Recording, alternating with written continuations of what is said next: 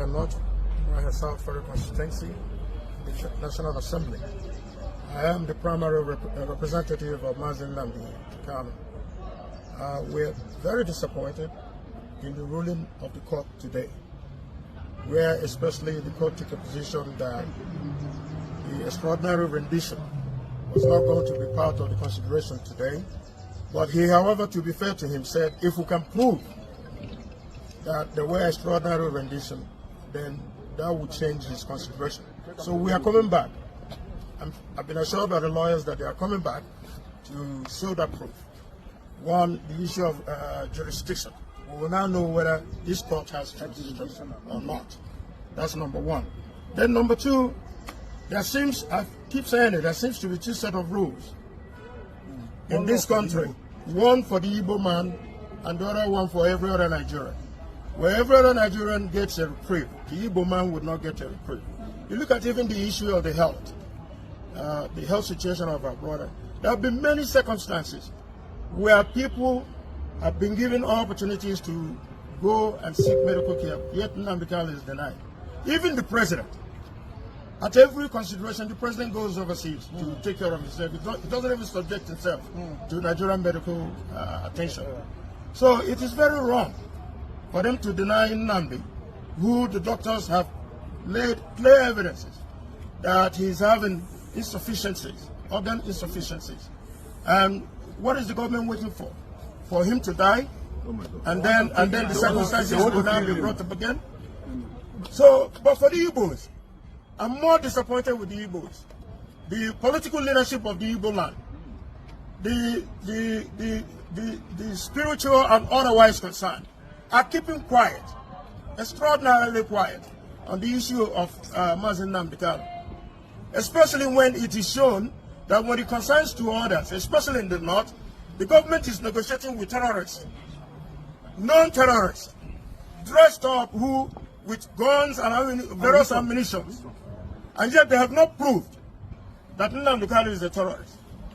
So it is up for Igbos to now rise up to ensure that we come in total defense of our brother and ensure that, especially in the administration of criminal justice, that he is not being marginalized. So Igbos should rise up for once and to say that all the spectacle, that enough is enough. Excuse me. Nigerian Medical Council, now listen, the Nigerian Medical Council, you people examined Mazen Nnamdi Kanu on, that was 3 days ago. Yes. And the report, we have it, where you people said that the report given by AJ did not even capture the entire health condition of Nnamdi Kanu. You discovered more. That you people should not doctor that report, because court has ordered that you people should bring that report to court. We know what is happening in Nigeria, because now that it involves Nnamdi Kanu and the Igbos, they may force you people or may intimidate you people, because we learned that DSSS are even trying to intimidate eminent Professor Emeritus, Professor AJ, who has been a Provost College of Medicine, University of Nigeria, who has been a dean. His medical record is there, and somebody that is not even a consultant is questioning the report given by AJ. Now the team you people constituted met Mazen Nnamdi Kanu, that was 3 days ago, at the DSSS, and Nnamdi Kanu subjected himself. We have that report. That report, as people have it, provide it in court. Having said that, now what gave rise to this particular issue of medical council is the petition I personally submitted against Dr. Mohammed Nasiru from DSSS, the doctor that never examined Nnamdi Kanu, but he decided to depose falsely on oath.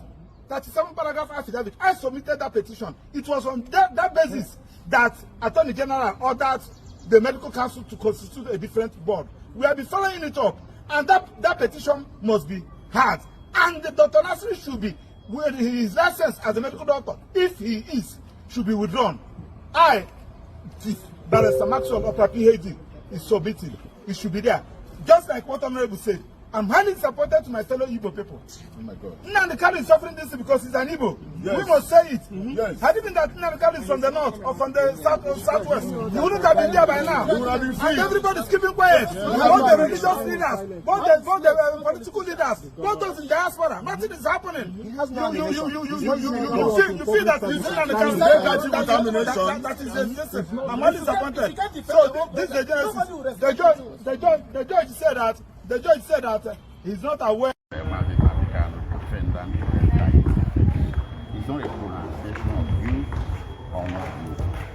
That is why it's called no case submission. So the judge made a ruling that there's a prima facie evidence that needs to be explained.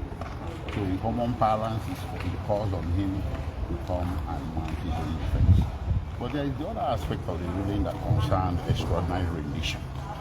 That very one is one that compounded us. Because the extraordinary rendition of Mazi Nnamdi Kanu is so open and notorious. Two international institutions or two separate panels of the United Nations have made pronouncements regarding his extraordinary rendition and called for his unconditional release. Nigeria is a member of the United Nations and therefore bound to consider that and implement that decision. And in Nigeria here, 3 courts have made similar pronouncements. First was by the Federal High Court of Omahia, which awarded him 500 million naira. And the Court of Appeal also pronounced that he was a victim of extraordinary rendition. And in the Supreme Court, the same Supreme Court that sent this case back to trial, reached the same conclusion that he was a victim of extraordinary rendition. And all these things are of the record. They are all in the file. And we remember when this trial was being conducted, these very documents were tendered in evidence. So it compounded us, it confused us, that the court now made a pronouncement that the extraordinary rendition had no evidence before the court, that no evidence of it was submitted before the court. And you remember, least but not the last, recently a Kenyan High Court made the same pronouncement. But well, if the court was misled by believing by mistake that these things were not in the evidence, it also said and left the door open that such evidence be submitted. So we're coming back with that evidence, and it's going to be quantum and legion. So what about the first application on the enemy? Well, that one too, it wasn't in the evidence that the Nigerian Medical Association has intervened. So it came as a surprise. Well, there's a short date given of 8 days for the NMA to submit its report.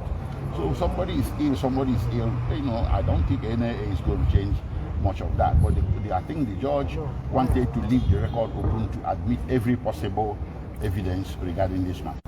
Our client emergent care. So whatever the court says today does not mean that the government shall withdraw back. Just 2 days ago, I wrote a letter. A private hospital has also expressed readiness to admit him here in Abuja. For security reasons, I won't mention the name of the private hospital. But the government, if the government appears to have issues with taking him to the national hospital, we have given them an option of a private hospital also here in Abuja. So it's safe to say that the application to be transferred to the national hospital was rejected? No, rejected. No, it's pending. Yes. One other information, it hasn't been rejected. Pending the Nigerian Medical Association. Pending the admission of this report from the Nigerian Medical Association and the opinion of Nigerian Medical Association. And you know, if you were in court, the judge had ordered that committee or panel to be considered by the Nigerian Medical Association shall have a member from the National Hospital. So National Hospital is still in play. Thank you very much. One other information, please. One other information. We are saying that the judge has no jurisdiction whatsoever to try Mazi Nnamdi Kanu, because that particular issue of being a victim of extraordinary rendition must be determined, because and that one will be whether they will be the one that will confer jurisdiction on the court, and the court said there is no evidence before him. Now we are going to supply evidence before him that Nnamdi Kanu was extraordinary rendition. Then, having done that, there is no case to answer. So that you should go home with that. And if they fail to do otherwise, we will not see it as a war against the Igbos. We are going to bring a formal application. We are going to attach all the whole judgments given by even Kenya. The country said that yes, our country did not do well. Now Malami he has turned activist. The Malami that comes, he has turned activist. He's now in opposition. As you are doing anything, remember that you cannot be in government forever. Yes, tomorrow. That's my message to you. Thank you. I want to say it is despicable. We take a serious exception to the fact that the doctor that examined Onyendu Martin Nandekano, emeritus professor of medicine, well renowned all over the world, that someone from the government side reported him to the Nigerian Medical Association, and he was summoned to Lagos to face a panel, all because he returned the truthful diagnosis on Martin Nandekano. So this persecution knows no bounds. We are wondering when they are going to come after the lawyers as well. They are now going after the doctor. The idea that the doctor, the primary physicians from Martin Nandekano chosen by him is being intimidated by the government is despicable. The primary goal of everybody should be the health condition of Martin Nandekano, not intimidation of anybody that brings the truth before the authorities. The doctor is a witness of truth, and on that truth we shall stand. Court gives NMA 8 days to confirm Nnamdi Kanu's health status.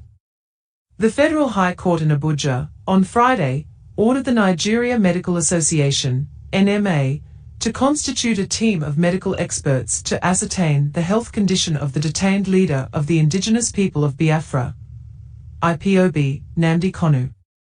The court, in the ruling that was delivered by Justice James Omotosho, held that report from the medical experts should be submitted to it within 8 days.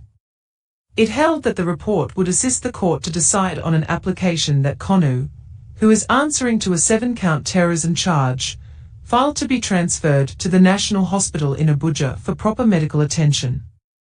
Justice Omotosho ordered the medical team to visit the medical facility of the Department of State Services, DSS, to confirm if it has the capacity to meet Kanu's health needs.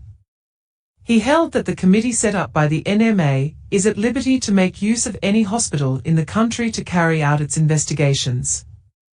According to the court, the committee should comprise between 8 and 10 members of the NMA and should have a cardiologist and a neurologist.